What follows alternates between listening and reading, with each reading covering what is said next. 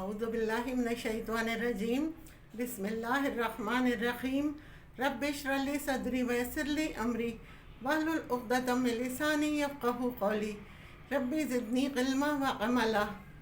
आज का मेरा टॉपिक है ज़िलहज के ये 10 दिन कितने अहम हैं। अल्लाह सुब्हानहू व तआला ने ये दिन इतने अहम बनाए हैं और इसका तज़किरा हमें अल्लाह की किताब में मिलता है। वल फज्र वलयालिन अश्र, कसम है फजर की और 10 रातों की। हज़रत अब्दुल्ला बिन इब्ने अब्बास कहते हैं कि इन 10 रातों से मुराद ज़िलहज के 10 दिन हैं।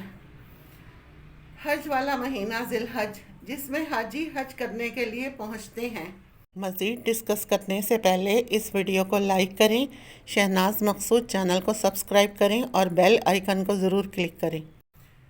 गो के हाजी तो मनासिक हज अदा करते ही हैं, लेकिन असल में ये तमाम मुसलमानों और पूरी दुनिया के इंसानों के लिए यादों का महीना है और अल्लाह ताला ने इन यादों के महीने को सबसे अफजल करार दिया है। और ये यादें किसकी हैं? ये यादें उनकी हैं कि जिन्होंने वफ़ा का हक़ अदा कर दिया। अल्लाह ताला ने यही इरशाद फरमाया कि इब्राहीम तो वो हैं कि जिन्होंने वफ़ा का हक़ अदा कर दिया। इब्राहीम अलैहिस्सलाम पर 30 बड़ी बड़ी आजमाइशें आईं। कहने को आजमाइश एक वर्ड है, लेकिन जब इंसान इससे गुज़रता है, इस एक एक आजमाइश से, तो उसे पता चलता है कि इस आजमाइश में अपना तवाज़ुन उसे बरकरार रखना भी कितना मुश्किल हो जाता है। फिर किस तरह से उससे बाहर आना और अल्लाह ताला का शुक्रगुजार होना। और जब इंसान अल्लाह ताला के अहकामात पर अमल करता है तो फिर हर आजमाइश उसको और ज़्यादा निखार देती है, हर आजमाइश और ज़्यादा उसे आगे बढ़ा देती है। अंबिया पर भी सबसे ज़्यादा आजमाइशें आईं, फिर उसके बाद उन लोगों पर जो अंबिया से ज़्यादा करीब थे, फिर उसके बाद उन लोगों पर जो उनके करीब थे। यानी आजमाइश अल्लाह सुब्हानहू व तआला की तरफ से ईमान का टेस्ट है, ईमान की निशानी भी है और आगे बढ़ाने का ज़रिया भी है। 30 आजमाइशों का मतलब है कि सारी ज़िंदगी आजमाइशों में ही गुज़र गई। आज के दौर में किसी पर सख्त वाले हालात या आजमाइश आ जाती हैं तो ये कहती हैं कि इसका कोई करना उसके आगे आ गया होगा। असल बात यह है कि जहालत का कोई तोड़ नहीं। जिस तरह कहती हैं कि वहम का इलाज हकीम लुकमान के पास भी नहीं था, इसी तरह जहालत का इलाज है तो इल्म ही, लेकिन अगर कोई इल्म ही हासिल ना करना चाहे तो फिर ये लाइलाज मर्ज़ है। जब तक कोई इल्म हासिल ना करे, इल्म से ही उसकी तकलीफ़ को या इस माइंडसेट को दूर किया जा सकता है। बाज़ औक़ात इंसान कोई ऐसा काम करता है कि अल्लाह ताला उसे किसी मुश्किल में मुब्तला कर देते हैं, लेकिन मुश्किलात में मुब्तला होना बहरहाल इंसान को निखारता है। जैसे आम तौर पर किसी पर कोई बीमारी आती है, अब ये इस पर किस तरह मुफीद साबित होती है। अल्लाह के रसूल सल्लल्लाहु अलैहि वसल्लम ने फरमाया, बुखार का बुरा मत न कहो।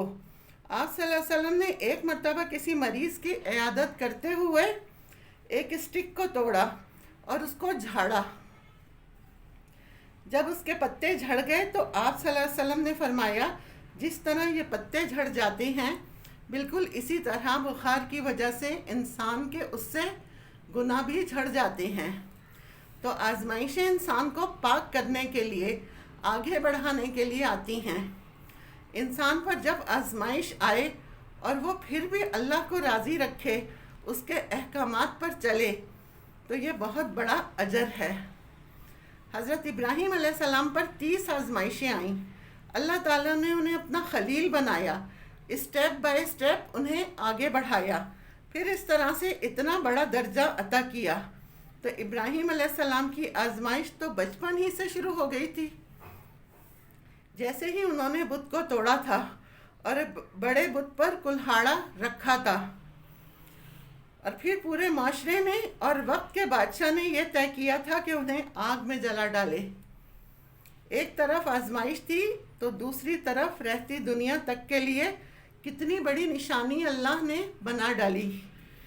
اگر ابراہیم علیہ السلام کو یہ آزمائش پیش نہ آتی تو حضرت ابراہیم علیہ السلام عراق میں ہی ہوتے، پھر مکے تک جانے کا یہ سفر بھی طے نہ ہوتا اور حج کے مناسک بھی نہ ہوتے۔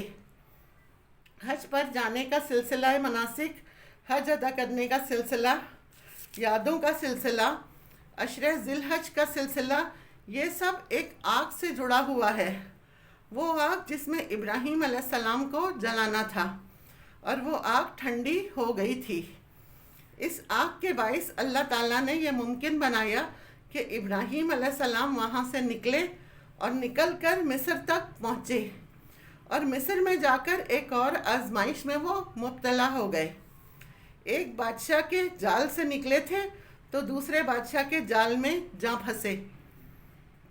بظاہر تو یہ پھنسنا ہی لگتا ہے، لیکن اللہ تعالیٰ دھیرے دھیرے انہیں کسی اور کام کی طرف لے جا رہے تھے۔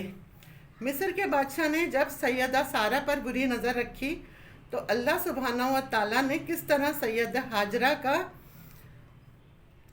تحفہ سیدہ سارہ تک پہنچایا، اور ان کے توسط سے حضرت ابراہیم تک، پھر اسماعیل علیہ السلام پیدا ہوئے۔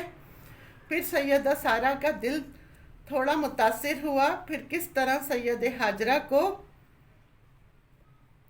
حرم کی سرزمین پر پہنچا دیا گیا، جب وہ بالکل ایک صحرا تھا، بے آب و گیا وادی تھی، اور یہیں سے ہماری یادوں کا سلسلہ شروع ہوتا ہے۔ یہ سب اسباب اس مسبب الاسباب نے پیدا کیے، اور ہر سبب کے پیچھے ایک خیر ہوتی ہے۔ اللہ تعالیٰ کی حکمت اس میں پوشیدہ ہوتی ہے۔